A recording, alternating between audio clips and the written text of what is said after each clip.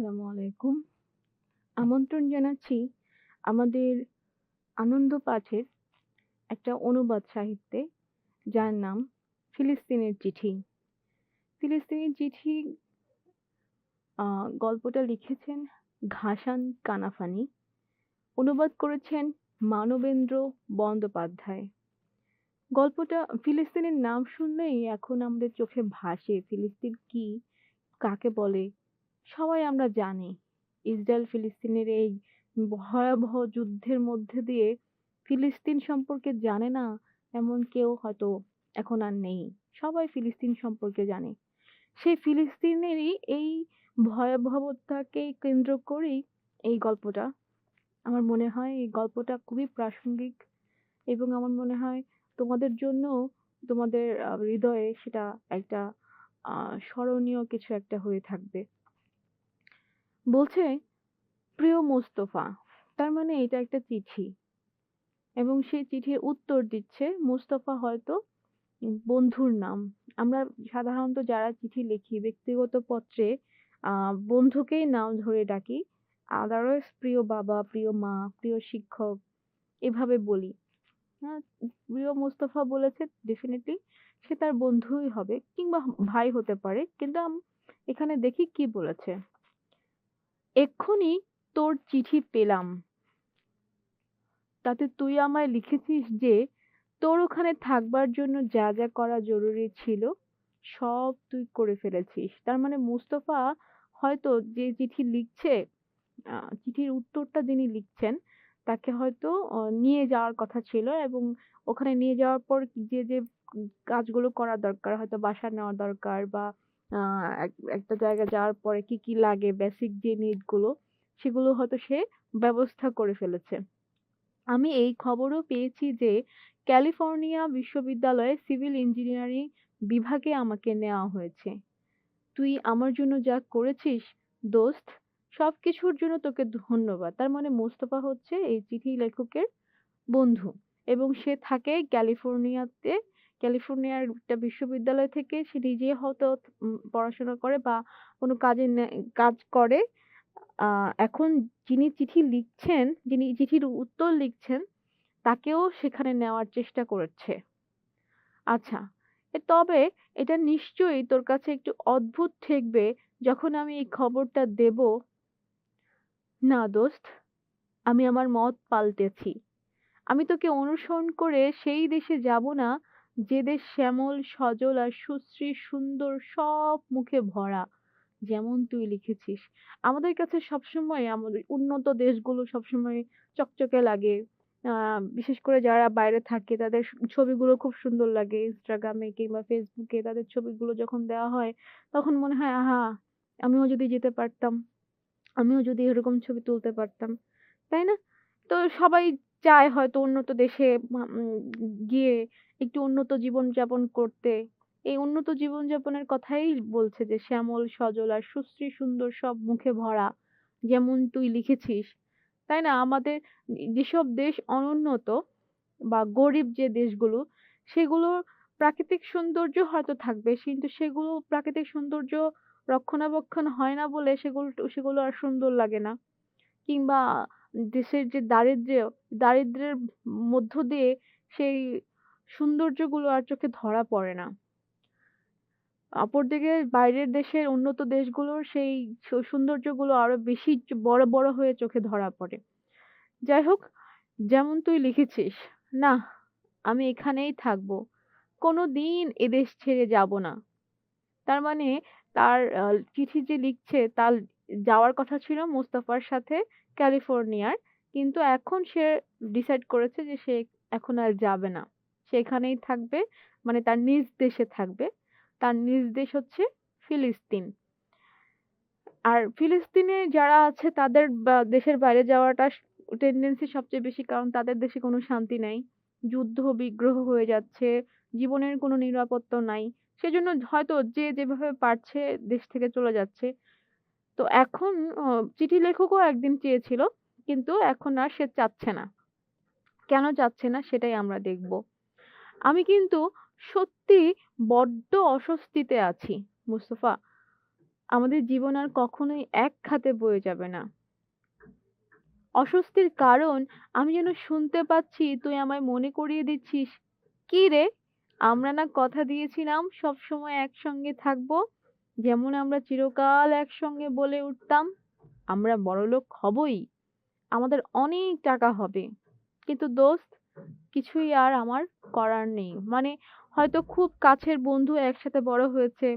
অ তাদের হয়তো একটা প্ল্যান ছিল, একটা গোল ছিল যে হয়তো একসময় এই অশান্তির দেশ থেকে কোনো এক শান্তির দেশে যাবে। তখন জীবনের নিরাপত্তা থাকবে, অর্থ থাকবে, বিত্ত থাকবে। কিন্তু সেরকম হচ্ছিলও।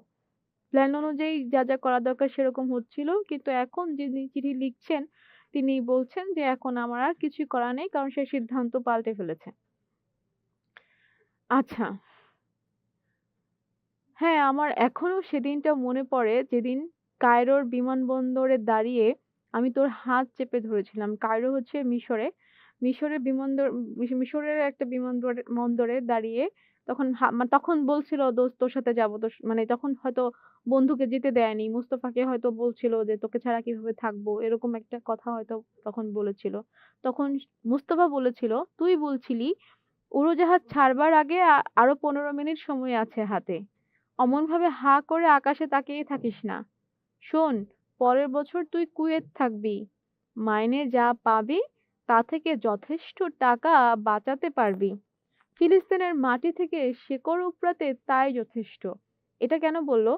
দেখো, কোনো একটা গাছ যখন আমরা অন্য গাছ যখন হয়। এমনি হতে পারে না স্বাভাবিকভাবে গাছটা আমি লাগাইনি। কিন্তু গাছটা আপনা আপনিই হয়েছে। হয়তো পাখি ঠোঁটে করে তার বীজ এসে ফেলে দিয়েছে বা যেভাবেই হোক গাছটা হয়েছে।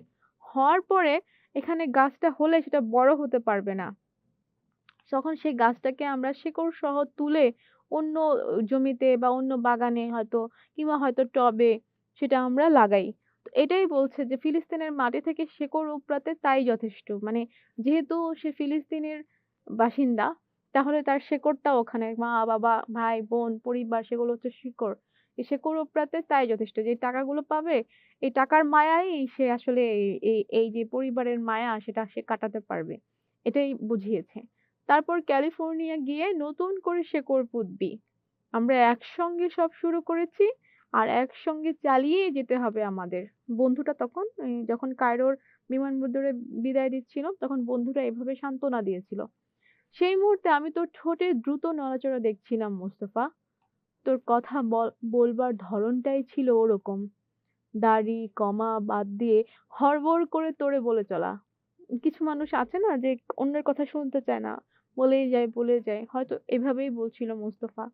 কিন্তু আবছাভাবে আমার কেন যেন মনে হচ্ছিল তোর এই পালানোতে তুই পুরোপুরি সুখী না। মানে মোস্তফা বলছিল যে হ্যাঁ, আমরা অনেক ভালো করব, আমরা অনেক ভালো থাকবো। কিন্তু কোথাও একটা ওর মানে চিঠি লেখকের মনে হচ্ছে যে মোস্তফা নিজেই মানে মন থেকে সেটা বলছে না। পালাবার ৩ টি ভালো কারণ তুই দেখাতে পারিসনি। আমিও সর্বক্ষণ এই আক্ষেপে ভুগেছি। পালাবার কথা বলল কারণ হচ্ছে মানে দেশটাকে ত্যাগ করেই তো যাচ্ছে। দেশে যেহেতু থাকছে না, সেটা এক ধরনের পালানোই। সে কারণে এটাকে পালানোর কথা বলেছে যে, "পালানোর ৩ টা ভালো কারণ তুই দেখাতে পারিসনি।" আমিও সর্বক্ষণ এই আক্ষেপে ভুগেছি। কিন্তু সবচেয়ে স্পষ্ট চিন্তাটা ছিল, এই গাঁজাকে ছেড়ে সবাই মিলে পালিয়ে যাই না কেন আমরা? কেন যাই না? কেন পারি না? মানে এখন চিঠি লেখকের মনে হচ্ছে, আচ্ছা পালাবার এই যে কারণটা যুদ্ধ, বিগ্রহ বা এই যে অশান্তি, তাহলে তো এটা সবারই হওয়ার কথা। তাহলে সবাই মিলে কেন এখান থেকে চলে যাচ্ছি না? কেন সবাই কিছু মানুষ যাচ্ছে, কিছু মানুষ যাচ্ছে না? সেটাই হচ্ছে চিঠি লেখকের প্রশ্ন। তোর অবশ্য ভালো হতে শুরু করেছিল। কুয়েতের শিক্ষা মন্ত্রণালয় থেকে তোকে কন্ট্রাক্ট দিয়েছিল। যদিও আমাকে দেয়নি। যে দুরবস্থার দাবনার মধ্যে আমি গড়াগড়ি যাচ্ছিলাম, সেটা যেন আর পাল্টাবেই না। তুই মাঝে মাঝে আমাকে কিছু টাকা পাঠাতিস। তুই চেয়েছিলি আমি যেন ঋণ হিসেবেই তা গ্রহণ করি। কারণ তোর ভয় ছিল নয়তো আমি অপমানিত বোধ করব। ঠিক আছে, কাছের বন্ধুদেরকে যদি তুমি সাহায্য করতে চাও অনেক সময় তারা অফেন্ড হয়ে যায়। আত্মসম্মানে লেগে যায়। সে কারণেই হয়তো বন্ধু বলছিল তুই ঋণ হিসেবে নে, পরে যখন তোর অবস্থা ভালো হবে তুই আমাকে দিয়ে দিস। সেটাই বলছে যে মোস্তফা যখন হেল্প করতো তখন বলত যে, "হ্যাঁ, তুই তোকে ধার দিলাম, তুই ফেরত দিয়ে দিবি।" কিন্তু আসলে মোস্তফা আ নিজে থেকেই দিচ্ছিল। ফেরত পাওয়ার আশা দিচ্ছিল না। আমার বাড়ির হালচাল তো তুই জানতিস। তুই জানতিস স্কুলের চাকরিতে আমি যে সামান্য মাইনে পেতাম, তাতে আমার আম্মা, আমার ভাবি আর তার ছেলেমেয়ে সহ সংসারটা চালানোই অসম্ভব ছিল। পরে কুয়েতের শিক্ষা মন্ত্রণালয় আমাকেও কন্ট্রাক্ট দিয়েছিল। আমি তোকে সবকিছু জানিয়ে চিঠি লিখতাম। সেখানে আমার বেঁচে থাকাটা ছিল কেমন একটা চটচটে ফাঁকা দমবন্ধ দশা। হ্যাঁ, হয়তো কুয়েতে ছিল কিছুদিন। কিন্তু সেখানে এই যে পরিবার ছেড়ে থাকা, কোথায় যেন একটা নাই ব্যাপার থাকে। সেজন্যই বলেছিল চটচটে ফাঁকা দমবন্ধ দশা। আমার গোটা জীবনটাই কেমন যেন পিচ্ছিল হয়ে গেছে। মাসের গোড়া থেকেই পরের মাস পয়লার জন্য একটা উগ্র বাসনা আমাকে কুরে খায়। গোড়া থেকেই বলছে যে মাস শেষ মানে আ টাকা পাওয়ার বা বেতন পাওয়ার পরেই টাকাটা বেশিদিন থাকে না। হয়তো ১ সপ্তাহ ১.৫ সপ্তাহের মধ্যে শেষ হয়ে যায়। তারপরে আবার কবে সে ১ তারিখ আসবে, ১ তারিখ আসলে আবার সেলারি পাবে। ওইটার জন্য একটা মানে বাসনা থাকে। মানে কখন পাবো একটা টেনশন থাকে। সেটাই তাকে কুরে খায়। সেই বছরটার মাঝামাঝি ফিলিস্তিনে বোমা হামলা হয়। যে বছরে সে কুয়েত ছিল সেই বছরটার মাঝামাঝি। ঘটনাটা আমার রুটিন খানিকটা পাল্টে দিয়ে থাকবে। তবে সেদিকে নজর দেবার খুব একটা ফুরসত বা উপায় আমার ছিল না। কারণ তাকে তো মানে নিজেকেও চালাতে হবে, পরিবারকেও হয়তো একটুখানি হেল্প করলেও করতে পারে। তো এজন্য যে এই যে বোমা হামলা হলো, এটা নিয়ে দেশ নিয়ে চিন্তা ভাবনা করার ওরকম কোনো ফুরসত তার ছিল না। এই ফিলিস্তিন পেছনে ফেলে রেখে আমি চলে যাব ক্যালিফোর্নিয়া। নিজেকে নিয়ে নিজে বাঁচবো। আমার এই হতভাগা বেচারি জীবন কত ভুগেছে, কত সয়েছে। মানে সে আসলে তখন স্বপ্ন দেখছিল। আম্মা, ভাবি আর তার বাচ্চাদের জন্য সামান্য টাকা পাঠাতাম আমি। যাতে তারা কোনো ক্রমে টিকে থাকতে পারে। তবে এই শেষ বন্ধনটাও আমি ছিঁড়ে ফেলে নিজেকে মুক্ত করে ফেলবো সবুজ ক্যালিফোর্নিয়ায়। মানে ক্যালিফোর্নিয়ায় তার সবচেয়ে বেশি বড় সুযোগ আরকি। কুয়েতে যে টাকা পায় সে টাকা দিয়ে কিছুই হয় না। মানে তার মধ্যেও সে কিছু দেশের পরিবারকে পাঠায়। আর কিছু হয়তো নিজে রাখে তাও তার মাসে চলে না। সেটাই বলছিল যে সেই ক্যালিফোর্নিয়াতে যদি চলে যায় একবারে সবকিছু ছেড়ে ছুড়ে মানে নিজেকে নিজে নিয়ে বাঁচার জন্য চলে যাবো এরকম চিন্তা করেছিল। এই হার, এই পরাজয়ের পচা গন্ধ থেকে বাঁচাবো নিজেকে। এই যে আমি পারছি না। মানে নিজেকেও ভালো করে বেয়ার করতে পারছি না। আবার পরিবারকেও ঠিকমতো আ পরিচালনা করতে পারছি না। এটা একটা পরাজয়। সেই পরাজয়ের পচা গন্ধ থেকে সে নিজেকে বাঁচাবে ক্যালিফোর্নিয়ায় যেয়ে। যে সহানুভূতি, যে সমব্যথা আমাকে আমার ভাইজানের বাচ্চা-কাচ্চাদের সঙ্গে আষ্টে পৃষ্ঠে বেঁধে রেখেছিল, তাদের আম্মা, আমারও আম্মা, এরা কেউই কোনো কালে এই খাঁড়াই থেকে আমার উড়াল ঝাপকে কোনো মানে দিতে পারবে না। মানে যখন ভেবেছিল যে এই ক্যালিফোর্নিয়ায় চলে যাবে, তখন ভেবেছিল যে যদি কেউ মানে বাধা দিতে আসে যে, "বাবা যাস না।" মা যদি বলতে আসে, "বাবা যাস না।" হ্যাঁ? যতই ইমোশনাল ব্ল্যাকমেইল করুক না কেন, সে কোনোভাবেই ক্যালিফোর্নিয়ায় যাওয়াটা আটকাতে পারবে না। সেটাই তখন মনে হচ্ছিল। অনেকদিন কেটেছে আর এই পিছুর টানা হেঁচড়া চলবে না। মানে এই যে ইমোশনালি ব্ল্যাকমেইল বা ইমোশনালি একটা অ্যাটাচমেন্ট সেটাতে থেকে বের হয়ে আসবে। এটা পিছনে আর থাকবে না। আমাকে পালাতে হবে। এসব অনুভূতি তোর চেনা। মানে এসব অনুভূতি তোর চেনা বলছে মোস্তফাকে। কারণ মোস্তফা নিজেও এইরকম একটা অনুভূতির মধ্য দিয়ে গিয়েছে। বলেছে যে, "এসব অনুভূতি তোর চেনা মোস্তফা। কারণ তোরও তো সত্যি এই অভিজ্ঞতাই হয়েছিল।" যখন আমি জুন মাসে ছুটিতে গেলাম, কুয়েত থেকে যখন জুন মাসে ছুটিতে গিয়েছে ফিলিস্তিনে অ্যা চি যে চিঠিটা লিখছে সেই লেখক যখন ছুটিতে গিয়েছে, তখন আমার যাবতীয় পার্থিব সম্পত্তি জড়ো করলাম এক জায়গায়। পার্থিব জড়ো করলাম বলতে যা সে হয়তো কিছু জমিয়েছে সেগুলো একসাথে জমা কারণ সে তো চলেই যাবে। সেগুলো এখানে রেখে যাবে কেন? মধুর পলায়নের জন্য উদ্বেল হয়ে উঠলাম। মানে কবে আমি এখান থেকে যাবো? ছুটিতে গেছে হয়তো এই কারণে যে আমি যা আছে কিছু সম্পত্তি-টম্পত্তি থাকলে সেগুলো বিক্রি-বাট্টা করে মানে কেউ যখন বাইরে যায় তখন যা বাংলাদেশে আছে সেগুলো বিক্রি-বাট্টা করে তারপরে একসাথে সব চুকিয়ে-বুকিয়ে দিয়ে চলে যায় না? সেরকম। সেও চেয়েছিল চুকিয়ে-বুকিয়ে দিয়ে সব চলে যাবে। কিন্তু কি সেই অস্পষ্ট আবছায়া যা কোনো লোককে তার পরিবারের কাছে টেনে নিয়ে আসে? মুস্তাফা, আমি জানি না। আমি শুধু জানি আমি আম্মার কাছে গিয়েছি আমাদের বাড়িতে সেদিন সকালবেলায় মানে ছুটিতে যখন গিয়েছে তখনকার কথা বলছে। আমি যখন গিয়ে পৌঁছেছি আমার ভাবি, আমার মরহুম ভাইজানের স্ত্রী আমার সঙ্গে দেখা করল। আর ফুপিয়ে বলল, তার মেয়ে নাদিয়া জখম হয়ে গাজার হাসপাতালে আছে। আমাকে দেখতে চায়। আমি কি তাকে দেখতে যাবো সেদিন সন্ধ্যাবেলায়? হয়তো তার ভাবি বলছে যে, তোমার ভাইয়ের মেয়ে হাসপাতালে আছে, তোমাকে দেখতে যাচ্ছে, তুমি কি দেখতে যাবে?" সেটাই ওকে জিজ্ঞেস করছে। "তোর মনে আছে নাদিয়াকে? ১৩ বছর বয়স, আমার ভাইয়ের মেয়ে।" মোস্তফাকে জিজ্ঞেস করছে। সেদিন সন্ধ্যায় আমি ১ পাউন্ড আপেল কিনে নিয়ে নাদিয়াকে দেখতে হাসপাতালের উদ্দেশ্যে বেরিয়ে পড়লাম। আমি জানতাম কিছু একটা রহস্য আছে। আমার আম্মা আর আমার ভাবি আমার কাছে যা চেপে গিয়েছে, এমন একটা কিছু যা তারা মুখ ফুটে বলতে পারছে না। মানে যে চিঠি লেখক সে মনে মেন্টালি প্রিপেয়ার্ড হয়ে এসেছে যে না যতই কেউ যদি আমাকে বলে থাকতে আমি থাকবো না। যেই যতই ইমোশনাল ব্ল্যাকমেইল করুক আমি কখনোই থাকবো না। সেজন্য হয়তো তার ফ্যামিলির কেউই মানে তাদের ভিতরে কিছু একটা আছে যেগুলো চেপে গিয়েছে। শুধু নাদিয়ার কথাটাই বলেছে যাতে নাদিয়া যেহেতু তাকে দেখতে চেয়েছে সেজন্য নাদিয়ার কথাটাই বলেছে। হয়তো এটাও বলতে চায়নি। নাদিয়ার জন্যই বলেছে এবং শেষে এটাও জিজ্ঞেস করেছে, "তুমি কি দেখতে যাবে? তুমি চাইলে দেখতে পারবে, না হলে তোমার জোরাজুরি নাই আরকি।" আচ্ছা, নাদিয়াকে আমি ভালোবাসতাম নিছক অভ্যাস বশেই। সেই একই অভ্যাস যা আমাকে ভালোবাসিয়েছে আমার প্রজন্মের সবকিছুকে। কারণ তাদের প্রজন্মের সবকিছুকে। আচ্ছা বাসায় একটা ছোট্ট মেয়ে থাকলে মানে দেখা যায় যে চাচা, মামা যা আছে বা ছোট্ট মেয়ে না ছেলে যারাই থাকে লাস্ট জেনারেশন যে থাকবে তাকে সবাই মিলেই আদর করে। আর সে যদি একা হয় তাহলে আদরের ভাগটা পুরোটাই সে নেয়। তো সেরকমই হয়তো নাদিয়া ভাইয়ের মেয়ে বড় ভাইয়ের মেয়ে যেহেতু তাদের বংশের ১ম সন্তান সেজন্য হয়তো সব ভালোবাসাটা মানে এটা একদম কি বলবো এটা? নিয়মিতই আসে। এটাকে আসলে ওই যে জোর করে আনতে হয় না। এটা অচিরেই আসে। তো সেই যে প্রজন্ম বড় হয়ে উঠছে পরাজয়, হতাশায় আর বাস্তবহীনতায়। এই লাইনটার মধ্যে একটা মানে একটু বোঝার আছে। সমস্যা না, বোঝার আছে সেটা হচ্ছে বলেছে নাদিয়াকে আমি ভালোবাসতাম নিছক অভ্যাস বশেই।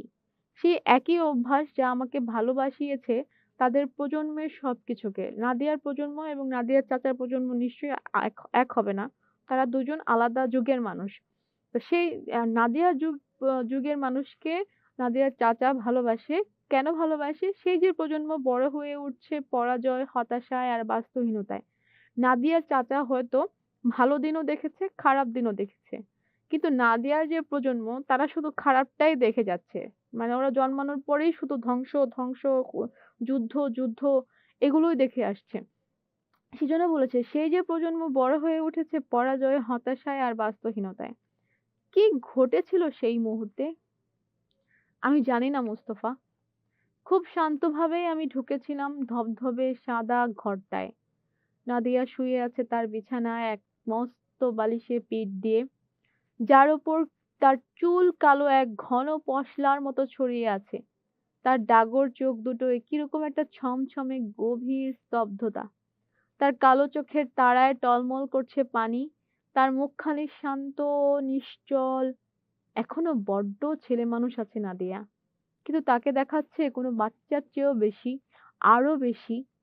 কোনো বাচ্চার চেয়ে বড়, অনেক বড়। মানে এই যে মেন্টাল ট্রমা গুলো যায় মানে কোনো যুদ্ধের মধ্যে ওই বাচ্চাগুলো বা যেসব বাচ্চাগুলো ছোটবেলা থেকেই অনেক কিছু দেখে, তারা কিন্তু একটু বেশি ম্যাচিউর হয়। বড়লোকের বাচ্চা যারা কখনো বাস্তবতার কাছ থেকে দেখে নাই, তাদের চাইতে যারা সবসময় বাস্তবতা দেখে অভ্যস্ত, হয়তো মা নেই, বাবা নেই, নিজের কাজ নিজেই করতে হয়, তারা কিন্তু একটু বেশি ম্যাচিউর হয়। হয়তো এই কথাটাই বলেছে যে তাকে দেখাচ্ছে বাচ্চার চেয়েও বেশি আরো বেশি। কোনো বাচ্চার চেয়ে বড়, অনেক বড়। নাদিয়া ডাকলো চাচা। সে তার চোখ তুলে তাকিয়েছিল আমার দিকে। তার ক্ষীণ মৃদু হাসির সঙ্গে আমি তার গলা শুনতে পেলাম। চাচা, তুমি কি এক্ষুনি কুয়েত থেকে এলে? নাদিয়া জিজ্ঞেস করছে। তার কণ্ঠস্বর কিরকম যেন ভেঙে গেল তার গলায়। মানে একটা হচ্ছে কণ্ঠস্বরের মধ্যে আনন্দও আছে, কষ্টও আছে, দুটো মিক্স। সেজন্য কণ্ঠস্বর কিরকম যেন ভেঙে গেল তার গলায়। মানে হয় না যে অনেকদিন পর কাউকে দেখলে মানে বমির মতো করে কান্না আসে। মনে হয় কোনোভাবে আটকানো যায় না। আবার সেটা কিন্তু আনন্দও মিশ্রিত থাকে যে অনেকদিন পরে দেখলাম। এরকম একটা ফিলিংস। ২ হাতে ভর দিয়ে কোনোমতে সে উঠে বসলো। কারণ সে হাসপাতালের বিছানায়। নিশ্চয়ই কোনো কিছু হয়েছে, না হলে হাসপাতালে কেন? গলাটা বাড়িয়ে দিল আমার দিকে। আমি হালকাভাবে তার পিঠ চাপড়ে তার পাশে বসলাম। নাদিয়া, আমি তোর জন্য কুয়েত থেকে উপহার নিয়ে এসেছি। অনেক উপহার। বিছানা ছেড়ে উঠবি যখন একেবারে সেরে যেতে হবে কিন্তু। ততদিন আমি সবুর করব। তারপর তুই আমার বাড়ি আসবি আর এক এক করে সব আমি তোকে দেব। তুই যে লাল সালোয়ার গুলো আনতে লিখেছিলি সেগুলোই এনেছি। একটা নয়, অনেক। মানে যেহেতু নাদিয়া হাসপাতালের বিছানায় পড়া, যেহেতু নাদিয়াকে একটু ভালো ফিল করানোর জন্য চাচা কতগুলো মিথ্যে কথা বলল। কিন্তু মানে নাদিয়া যাতে হচ্ছে একটু মানে একটু হ্যাপি হয়। চাচা কিন্তু আর কখনোই ফিরে আসবে না। ক্যালিফোর্নিয়া একবারে চলে যাওয়ার জন্যই এসছে। শুধুমাত্র নাদিয়াকে একটু ভালো ফিল করানোর জন্য এই কথাগুলো সে বলল। নাদিয়া কেঁপে উঠল। ভয়ংকর এক স্তব্ধতার মধ্যে সে তার মাথা নোয়ালো। মানে সে কি বলবে? আনন্দিত হবে নাকি কি হবে? বুঝতে পারছে না। সে শুধু চুপচাপ মাথাটা নোয়ালো।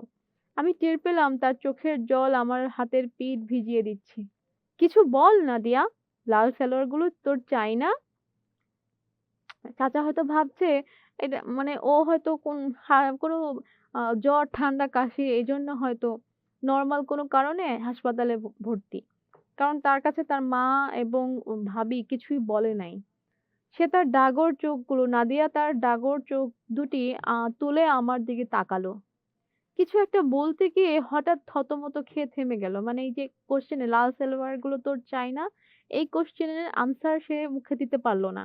তারপর দাঁতে দাঁত চাপলো। আমি তার গলা শুনতে পেলাম আবার।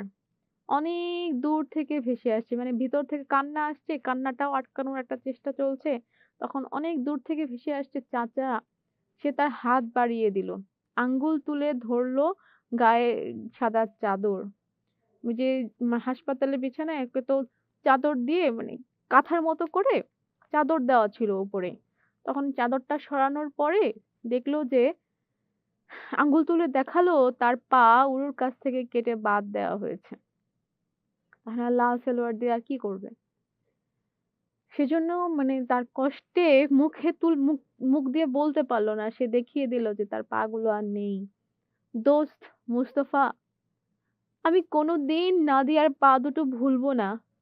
উরুর কাছ থেকে কাটা। না, হাসপাতাল থেকে সেদিন আমি বেরিয়ে গিয়েছিলাম।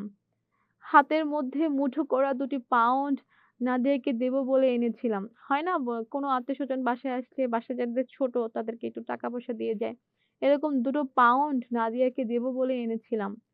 জ্বলজ্বলে সূর্য রাস্তা ভরিয়ে দিয়েছে টকটকে রঙের রক্তের রঙে।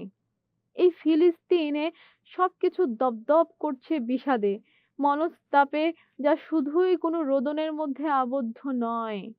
যুদ্ধের আহ্বান এই বিষাদ। মানে এই যে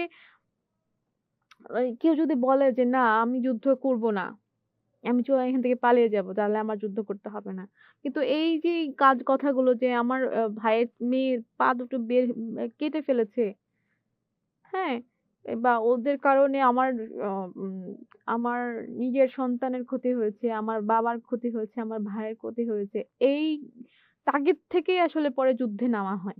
যেমন আমাদের ৭১ সালের যুদ্ধও কিন্তু তেমনই হয়েছে। এই কিছুদিন আগে যে আবু সাইদে গণঅভ্যুত্থান হয়েছে, সেটাও কিন্তু এভাবেই হয়েছে। ঠিক যখনই আবু সাইদকে মারা হলো, তখনই সবাই নেমে এসেছে রাস্তায়। কারণ আবু সাইদকে মারা হলো। এটা কিন্তু উম যারা রাস্তায় নেমেছে তাদের সরাসরি কিন্তু কোনো তাদের আত্মীয়তা নাই। হ্যাঁ? তারপরও তাদের মনে হচ্ছে আবু সাঈদকে কেন মারলো? ওরা ফিল করেছে আবু সাঈদ তাদেরই একজন। হ্যাঁ? তখন কিন্তু একটা বারবার বলা হচ্ছিল, "আমার ভাইকে মেরেছে কেন? আমার ভাইকে কেন মেরেছে?"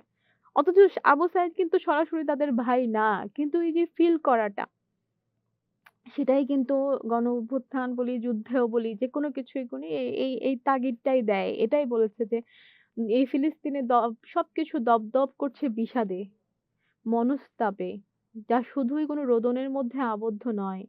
যুদ্ধের আহ্বান এই বিষাদ, তারও বেশি। এজন্য কাটা পা ফিরে পাবার জন্য একটা প্রচন্ড দাবি। এই যে নাদিয়ার কাটা পা, এই কষ্টেই হয়তো যুদ্ধে যাবো যে আমার ভাইয়ের মেয়ের পা কাটলো কেন? গাজার রাস্তায়, রাস্তায় আমি হেঁটে বেড়ালাম। চোখ ধাঁধানো আলোয় ভরা সব রাস্তা। ওরা আমাকে বলেছে নাদিয়া তার পা হারিয়েছে। যখন সে ঝাঁপিয়ে পড়েছিল তার ছোট, ছোট ভাই-বোনদের উপর, তাদের ঢেকে দিয়েছিল নিজের ছোট্ট শরীরটা দিয়ে। বোমা আর আগুন থেকে তাদের বাঁচাতে যে আগুনের হিংস্র থাবা তখন বাড়িটায় পড়েছিল, নাদিয়া নিজেকে বাঁচাতে পারত। সহজেই সে ছুটে পালিয়ে যেতে পারত লম্বা, লম্বা পা ফেলে।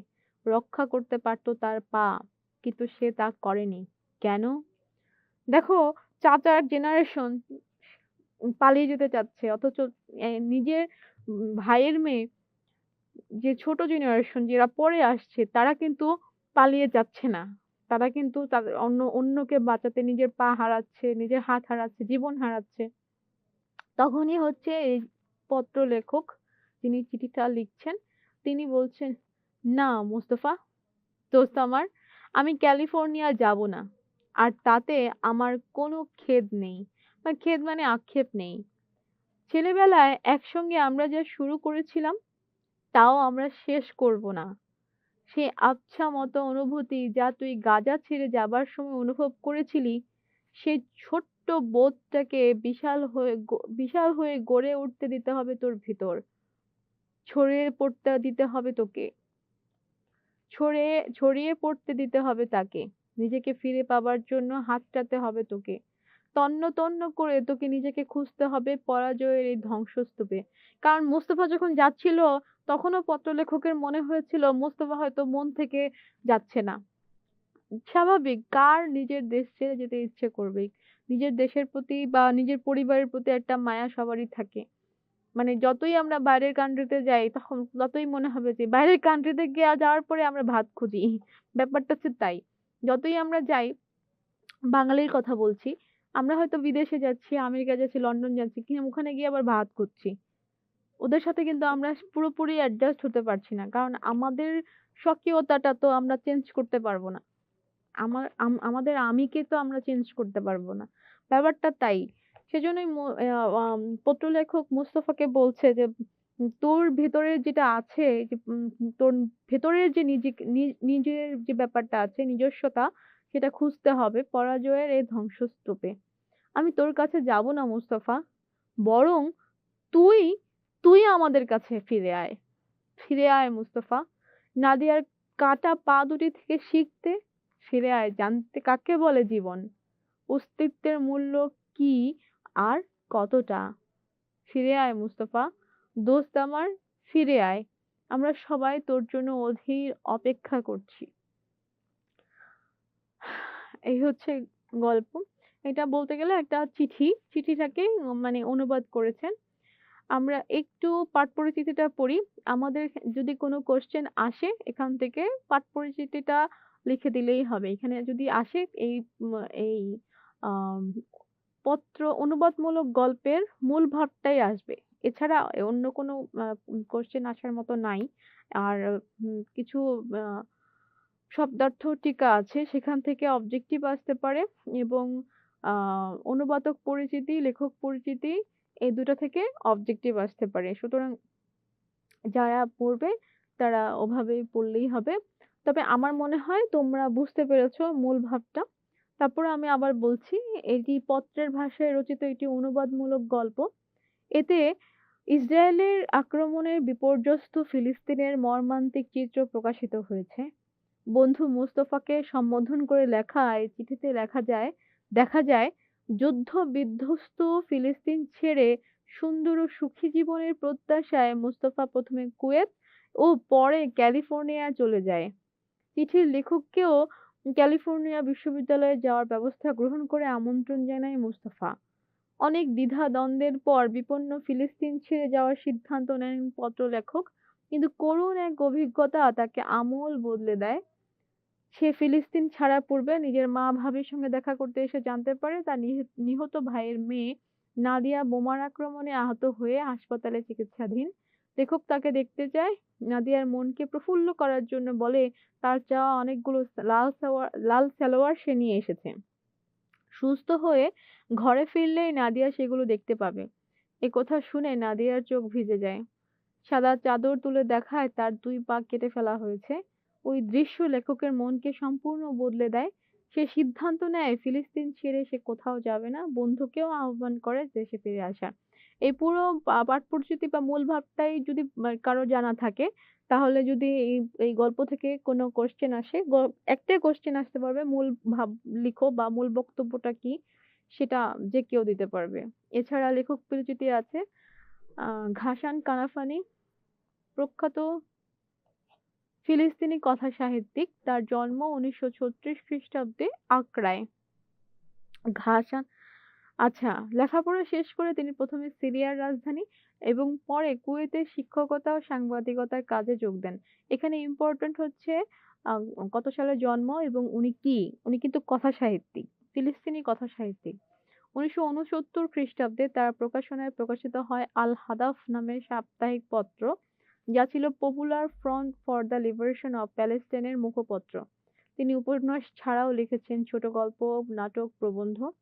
এখানে ইম্পোর্টেন্ট হচ্ছে আল হাদাফ এবং Popular Front for the Liberation of প্যালেস্টাইনের এই ২ টা ইনফরমেশন ইম্পোর্টেন্ট। আর ১৯৭২ সালের ইসরায়েলি বাহিনীর গোপন বোমা হামলায় তিনি নিহত হন। আহারে! দেখো ইসরায়েলি বাহিনীর এই মানে ফিলিস্তিনের বেশিরভাগ মানুষেরই একই দশা হয়েছে। তারপরেও দেখো ফিলিস্তিন টিকে আছে।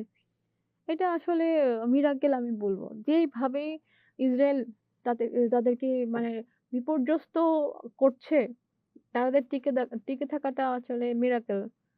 এটা আল্লাহ ছাড়া কোনোভাবেই সম্ভব না। আচ্ছা, অনুবাদক পরিচিতিটাও একটু পড়ে নেবে। মানবেন্দ্র বন্দ্যোপাধ্যায় একজন কবি, অনুবাদক, প্রাবন্ধিক। উম আর তার জন্ম ১৯৩৮ খ্রিস্টাব্দে সিলেটে। লাতিন আমেরিকান সাহিত্য অনুবাদের জন্য বিশেষ খ্যাতি অর্জন করেছেন। তার অনুবাদে প্রকাশিত হয়েছে Juan Rulfo, Gabriel Garcia Marquez প্রমুখের গল্প উপন্যাস। অনুবাদ সাহিত্যের জন্য তিনি ভারতের সাহিত্য আকাদেমি পুরস্কার পেয়েছে। ভারতের। আর এছাড়া শব্দার্থ আছে ফিলিস্তিন জানো, ক্যালিফোর্নিয়াও জানো, শুক্রিয়া। মোটামুটি সবকিছুই তোমাদের জানার কথা। আমি ক্ষেত বলেছিলাম, আক্ষেপ, এখানে আক্ষেপই আছে। আচ্ছা, তাহলে আমরা একটা অনুবাদ সাহিত্য পড়েছি। অনুবাদ সাহিত্য পড়েছি কিন্তু এটা মূল সেটা একটা পত্র সাহিত্য। পত্রের আকারে লেখা আ যুদ্ধে যুদ্ধের আহ্বান করা আরকি। নিজেও যুদ্ধে যোগ দেওয়া এবং যুদ্ধের আহ্বান করা। এটা একটা মূল বক্তব্য। দেখো নাদিয়ার কাছে নিজের ভাইয়ের মেয়ের কাছ থেকে সে যুদ্ধের আহ্বানটা পায় এবং নিজে পেয়ে তার বন্ধুকেও আহ্বান করে। এটাই গল্পের মূল বক্তব্য। আশা করি তোমরা সবাই বুঝতে পেরেছো। তারপরেও যদি বুঝতে কোনো জায়গায় সমস্যা থাকে অবশ্যই জানাবে। আমি চেষ্টা করব তোমাদের সাহায্য করতে। আজকের মতো এখন শেষ করছি। সবাই ভালো থেকো, সুস্থ থেকো।